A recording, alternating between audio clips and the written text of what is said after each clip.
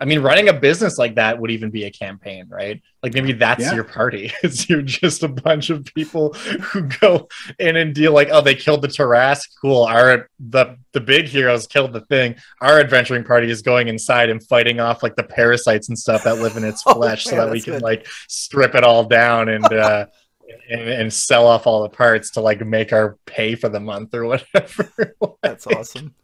Hey folks, welcome to Wally DM, and today we have a Dungeon Master Roundtable, and we're going to discuss what do characters do with all of the gold they find. Maybe they have 4, 5, 6, 10,000 gold pieces. Where do they keep it? How do they get it back to wherever they're going to keep it? And to help answer this question for me, I have a few of my YouTube friends. We have Juce from Master of the Game, Josiah from Dungeon Dad, and Fred from How to D&D. So Juce, lead us off. What do we do with all that gold? Yeah. Well, first of all, I want to make a point to say I don't follow encumbrance to a T. The rules are in the book. It's pretty straightforward. It's strength times 5 is encumbrance. Strength times 10 is extremely encumbered, which drops off more movement speed and stuff. And then there's also strength times 15 is your carrying weight for trying to move something a short distance. I don't usually apply those rules though in my game. I let my players use their discretion if they think their characters could carry what they have. Now, obviously in dungeons you have tapestries and you have all sorts of loot that they're trying to get out of there. Again, if they can come up with a good way that they could get it back, whether it's by porters, wagon, whatever, I usually let them do that. Once they get the treasure, though, is the big question, right? Because they're not going to carry around a wagon and go into another dungeon while they've got a wagon they're carrying and stuff like that. So I have, in my worlds, I usually have banks. Now, the banks are usually only in my larger cities. Occasionally, a smaller city might have it. But then the idea of, well, then there's bank heists and stuff. So there has to be some means of protection on these banks because it would be very easy with a lot of the magical spells, character abilities to break into a bank, just cast invisibility, wait for a door to be open, whatever. So in my homebrew world, I have these magic rods that usually are in the construction of banks. And you can see the barred windows and things like that with these magical bars that are anti-magic. So basically anything within about 20 feet of a bank, magic doesn't work. It just kills all magic. And that's how I keep that out. But players can go to the banks, they can trade the money, and they can get again, magic is involved in this, but they'll get a note that is, signed off as protected by this kingdom. And this note is good for this. It's got a magical inscription, so it's associated with, everything it needs to as a good legal document and can be traded at any bank. Sometimes you could even just trade the note with a person, but then you're giving up all your money to another person. There's a way to transfer it in my world magically, with like a blood seal. So that way there is still some form of passing it on, and you can't just kill them and take it from them. That doesn't work either. So there's actually a ritual that they have to go through and things like that if they want to pass it on to somebody. But that's how I get around it, and it seemed to work really well. I've had it used quite a bit in my games. So I'm kind of curious. So right off the bat, are the players, is there any, are they skeptical about putting money in a bank? Are they worried about it or anything? Or just like, no, I'd had like to make a deposit, please. Slide all this gold over. Right. I have had players who were at first, but then, we do like an out of character and I explain to them how, these are very secure. Like, just like in our real world, I'm not worried about putting my bank or putting money in the credit union down the street. I'm not worried that my money's going to disappear. You know what I mean? And so I kind of explained that that's why I know these things. I know, like, you can't just have the note taken out of your pocket and all of a sudden, it's actually a willing ritual that you then have to seal with your blood to get it so that you can pass a note on, kind of thing. So it's not just something you can force somebody against their will, nothing like that. So that's really cool. You put a lot of time and thought into that. That's pretty neat. I like it. I've had players that have challenged me. As players will do. What about you, Josiah? What do you have for us?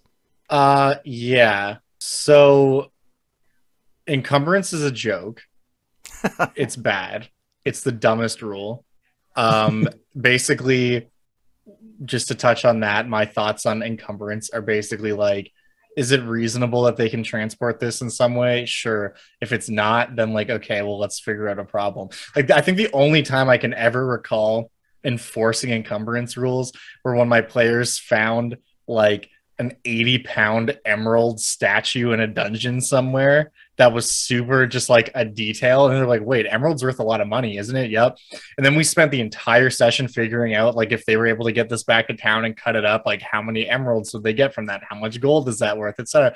And I was like, okay, sure, like whatever, this is what you guys want to do today on your Saturday afternoon, is do some accounting and logistics work, then like, yeah, fuck it, let's figure this out. Let's transport this like 2,000 pounds of emeralds from here to wherever you want to bring it. So yeah, I wasn't going to just be like, sure, you put it in your pocket. But in terms of like treasure and stuff, I very seldom enforce that, and I often give out treasure in like the highest denomination of coin that it can be, like platinum pieces, just for ease of use.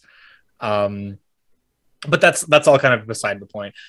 In terms of treasure, I think that I use banks as well in terms of like, hey, if we have money we want to store, let's store it. But something I really, really, really always try to do in my games is encourage my players to build like a home base, so to speak. Yes. And that is what their money is invested in.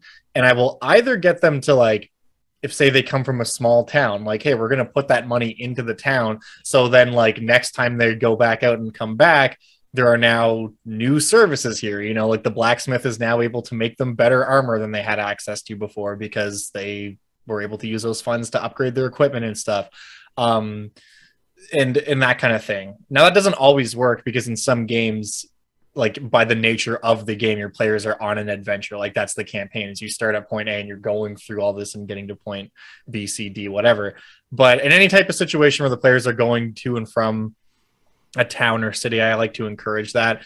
And if that's not the case, I like to use banks in a similar way. While granted, my system is definitely not as well thought out as what Juce was saying. I definitely institute banks and notes to be able to transfer money between cities and stuff like that. I often will encourage my players to spend that money on building something. And once they get into the higher tiers of play, that something is usually a castle or some type of fortress where they can safely store all of their magical stuff that they have looted throughout the years. And also, it depends on how much the players want to get into it, but I like to give them the opportunity to really build it up to be something, right? Like, if you build a castle, that takes forever. Like building a castle takes like 50 years. Like that takes a super long time. Obviously, depending on the setting, in a world of D&D, we can cut that time down a fair amount and chalk it up to magic, right? Like, yeah, I'm sure building a castle wouldn't have taken 50 years in real history if they had access to mold earth or whatever, right? Like Right. the just excavating alone with magic would cut down on that time by like a decade. So I like to give them like a kind of a fast tracked version of being able to build a castle or keep or something like that. And also just sort of basing that off of like what we've witnessed in medieval history. Whenever a castle is built, there's very rarely just a castle somewhere. Mm-hmm. Like usually people will settle near that castle because they know, hey, if bandits or raiders come to the region, this is the castle that's going to stop them from doing that. So we want to live close to the castle so we can go inside of it when these kind of things happen, which is how cities are made, which is why in the middle of almost every like old ass European city, there's usually a few castles kicking around. Whether they're functional or not anymore, that's a whole other question. But anyways, so if the players are interested in that at all, I like to give them an opportunity to kind of become like lords, basically. Like that's what you're talking about at that point. Like, this is your castle, this is the land you own, what do you want to do with that? And if they have very little interest in it, then it can just be kind of a background thing. Hey, we come back and everything is being run by other people, don't worry about it. And I've had parties like that for sure. But I've also had parties where they love that aspect of it, and we create NPCs and they have like all these different characters who are running things for them back home. And like sometimes when they're out adventuring, they'll receive a correspondence from one of their people they have kind of sitting on the throne, so to speak, for them. That's just like, hey, there's a huge hobgoblin army advancing towards the castle. It's going to be here in like 3 weeks. What do you want us to do? And then they have to decide, like, shit, should we stop what we're doing and go back? Or do we just trust them to do whatever? So I don't know. There's a lot of stuff you can do with that. But I think the big thing there is I like to encourage my players to invest in infrastructure, because that's a really good sink for their gold and treasure. And it also will make them feel like they're not just leveling up a stat sheet, like they're becoming renowned and famous as they're actually gaining this treasure. Like it's more than just a dollar value. Like they're actually becoming people who own land and are like building up society and stuff. And I think a lot of people, or a lot of players rather, really enjoy that aspect of the game, which is not an aspect you see in every campaign for sure, but when it fits, it fits. Yeah, absolutely. That's one of my favorite things, in investing into property, into castles, into magic towers or guilds or temples, things like that. So definitely a good sink for excess gold. What about you, Fred? Okay, so I'm going to say it right now. I have put anywhere from 20,000 to 50,000 copper coins into a treasure hoard. Okay, so it happens. It is done quite deliberately on my part for obvious reasons. But yeah, so my players have had to learn various ways of moving large quantities. And I did have a 200-pound statue that they insisted to take home and stick into their lobby. So that's why we have Tensor's floating disc. And it is also why mules are so cheap. You use mules. Porters, I've had porters. I don't like it when they have like 12 porters and they insist on me naming every single porter. That is the surest way for me to kill every porter off. Okay, so please don't do that to your dungeon master. It will annoy them. So yeah, they've moved their stuff around various ways. Usually they don't carry it themselves. I think the vast majority of the time when it comes to what do they do with their wealth, their coins, their treasure, is a bag of holding. I always get can we get a bag of holding, and they wind up storing the vast majority of it. If it's not being turned into something else, they just stick it in a bag of holding. Or a portable hole seems to be very popular, I've discovered. I like it when they stick it in a portable hole, because there's always that chance that they might not be able to find all of it. There might be a hole in the hole, if you know what I mean. I do use banks. Usually they're protected by magic and guardians of some kind, because otherwise players are prone to trying to burgle them or rob them. And they also get really nervous that the dungeon master might have NPCs and villains rob the bank and take all their stuff, so they don't like that. Strongholds is a big thing. I've had them invest in Lostmont of Phandelver. They did up Tressendor Manor. They sunk a lot of their money into that. I've had them buy ships, sailing ships and flying ships, or sink their money into that. Vaults and castles been a pretty common one that's come up. And also Mordenkainen's Magnificent Mansion only lasts a short period of time, but there was a spell called Permanent. And I know that I've played in a few groups where we tried to make Mordenkainen's Magnificent Mansion a permanent feature, so we could store all our guff in there. There's another spell called Lehman's Secret Chest, and I can't count how long one of my players spent trying to assure that she had access to this chest. It's like a magical chest. You can put quite a lot of it in it, and it's like another extra dimensional space in many respects. And there's another way to sort of store stuff. My favourite strategy that players have used, and usually it's not related to me. All of this stuff is usually the players come up with it in some shape or form. They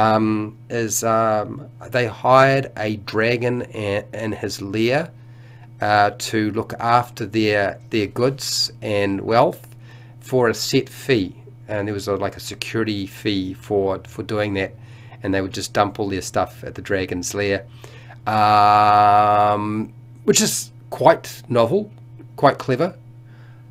I hadn't considered the possibility that later on they would start to think that as they got more powerful, it was time to change that relationship. It does pass through the mind of players, like, okay, we started off fine. That ancient dragon's doing pretty well, looking after all of our stuff. But the day is coming where we're going to cash it all in. So that's happened in my games. Very cool. You just gave me a great idea. Sorry. Go ahead. Okay. Fred gave me a really good idea just now talking about all this. This is my new proposition for a banking system. Okay. If you have like it would probably be a gold dragon, like a gold dragon, an ancient gold dragon who is like a banker, right? But obviously their horde is like in some mountain range somewhere and they're way out of nowhere. If they set up like a two-way teleportation type situation between all the branches of their banks like around the world, right? So whenever someone needs to make a deposit, they just dump the treasure through this like magical one-way portal that puts all that treasure in the dragon's hoard. And when they need to make a withdrawal, they like put through a slip or something through a different part of the same teleporter, and then like one of the little kobolds who services like the dragon's end of the bank takes that and withdraws that amount from the treasure hoard, and then they push it through a different portal on like the withdrawals section. You could have ATMs. Like you literally have ATMs set up around the world where you just put in like your card or whatever, your equivalent of that, like some type of magic slab, and then it spits out however many gold coins you need. And then like a magic box at the building. Yeah, exactly. And the dragon's happy because it does what banks do in real life, and it is able to make interest, and it's able to invest some of that money while it's being held on to before people get it out and stuff. And you can have like RSPs and stuff that this dragon is handling. And I mean, the dragon has a long enough lifespan to actually benefit from all these market gain strategies and stuff. So hoping that people die off and never pull their money out. Yeah, exactly. It just sits in the account. The dragon's like, well, it's been 40 years. Well, it would depend on your race. If it's 40 years for a human, like 200 years if you're an elf. Right. But yeah, and then the dragon just like runs the bank safely from wherever, and like no one knows where the actual bank is. Yeah, that's like it. It might be a little easy to steal some of that gold though too, if someone can figure out where to put that pocket hole or whatever, pocket dimension. That's true. Those portals remind me of those tube systems where you would go to the bank and you put the thing in it, go up, down, and stuff. Exactly. Interesting. So the thing too about like encumbrance is, if you remember the old editions, gold and XP went hand in hand. Mm-hmm. And so I have a feeling that was and I don't know if encumbrance came after that or if it was at the same time and they just had the forethought to go, oh, we need to make sure they can't pull all the gold out of here, so let's put this rule here, because you don't want them to level up from one treasure hoard like 7 levels. For me, I haven't really used a lot of treasure hoards, and when I do, I usually like to throw in gems and jewels, so smaller items. I think Josiah, maybe it was you that mentioned like higher denominations like platinum pieces. I like to substitute that with big diamonds and emeralds and maybe crowns that have these gems in it. So I like to put that in as part of the treasure. The one time that it did come up that we had a big treasure hoard recently anyway was in Dragon Heist, where they did successfully find it at the end, and there's like all this gold. But they did go in there beforehand making deals with the government of Waterdeep that they each got a bag of holding, and whatever they could put in that bag is what they could keep. And then once they found it, the rest of the city came in and with hard labor and moved the rest of it out. Now, as far as I do like to mess with players as well, so like if I were to put like 20,000 copper pieces in a treasure hoard, of course, and if they want to take it, of course I'm not going to let them be like, well, you can only get so much. I mean, it's kind of hard for me to figure out where that line is. There's just like, if they can say it makes sense, like, okay, we're going to take this much, yeah, that makes sense. I'm cool with it. But I mean, if it's like way on the other end of, man, that's way too much, there's no way you can carry all that. Like Like you mentioned the big emerald statue or whatnot. It's like, yeah, there's no way you're going to put there. But I think you kind of do that going into the encounter with that in mind, that you're going to put all this in there and they're not going to be able to carry all of it, which is kind of the fun part as a DM to see, are they going to try to figure it out? Like Fred said, they're going to bring in pack mules and stuff. And it's like the next couple weeks is just spent taking it back and forth to wherever they live or whatnot. But that's why I got to throw time sensitive things at them. That's true. So now they have to, all right, do I continue to get this or do I go after the thing we have to do? Right. Totally. Or maybe something's coming back, to that area. Yeah. So like if they, if they're going to dawdle around too long, then they're probably going to have this big encounter that they can't handle. I do like giving bags of holding out early as treasure and then later down the line, portable holes. One of the things that I find most interesting is where do they put that afterwards? Because you can play games and you don't really, sometimes you don't even establish where you live. I mean, you can begin a game and like, it might be one of the things you overlook. Where does my character live? It's not a question that I ask a lot, but I like as the campaign continues, maybe, they live in an apartment at Waterdeep. Maybe they're, they've bought some property or what have you. So I find it interesting as to, are they going to invest in a treasure chest and store their gold? Are they going to invest in magical items? Or going to just, spend it on things? Because magical items is a really good way to dump gold. And then of course, all of you mentioned, property and castles and building things and research or putting it in a bank. But all in all, I like to keep that part up to the character. But if something costs 20,000 gold, I'd be like, well, this is going to cost 20,000 gold. I don't want to be like, whoa, here you go. I'll pay for this. Sorry, it's all in copper. It's all I had. I mean, that's the only thing that I would like to avoid is that, awkward moment where the goblin's got to count 100,000 gold copper pieces because the PC was carrying them on it. But, anyway, I did ask this question on my community tab, and I kind of want to read through because I thought the results of this poll were a little bit interesting. So I asked, where do wealthy D&D PCs keep their golden treasure? Let's say you have a 5th level character with 4,000 gold pieces. Where do they keep it? So 40% said, I keep it all on my person because we don't track encumbrance. 35% said, my bag of holding holds infinite treasure and items. And then the rest was broken up because we had 9% that keep it in a bank, 8% say they spend it as fast as they can get it, and 7% say they just lock it away in a secure location. So I thought that was pretty interesting. That's very interesting. It sounds like we have rules for things that most of the community just doesn't follow. I think that's definitely true. Also, just really quickly as well to touch on something you were saying, I think it's fun to leave stuff in dungeons that your players don't have an easy way to get out, because if they don't care, then whatever. But if they do care, then that's something fun for them to do.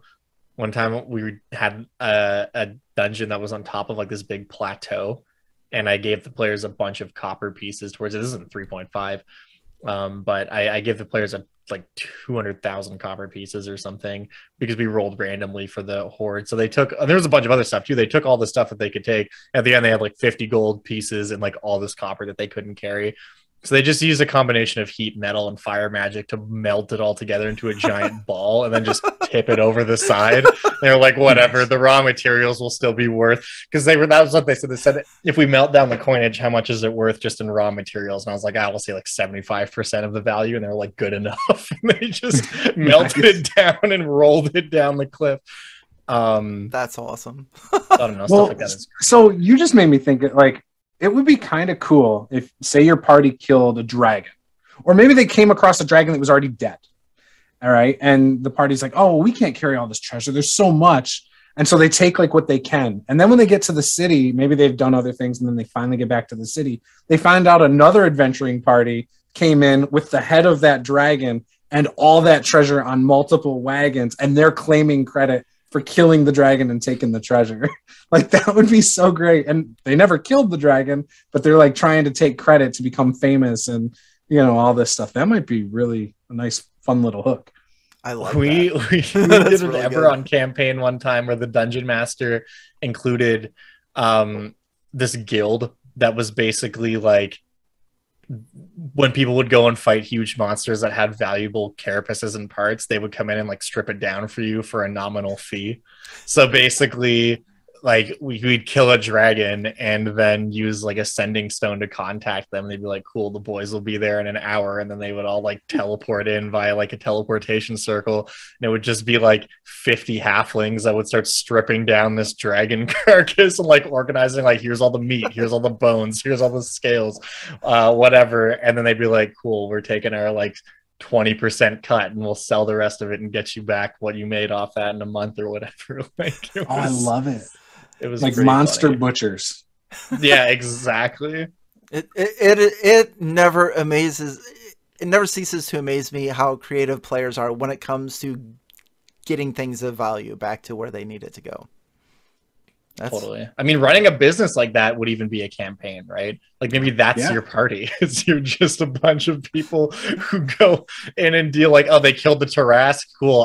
The big heroes killed the thing. Our adventuring party is going inside and fighting off like the parasites and stuff that live in its flesh, so that we can like strip it all down and sell off all the parts to like make our pay for the month or whatever. That's awesome.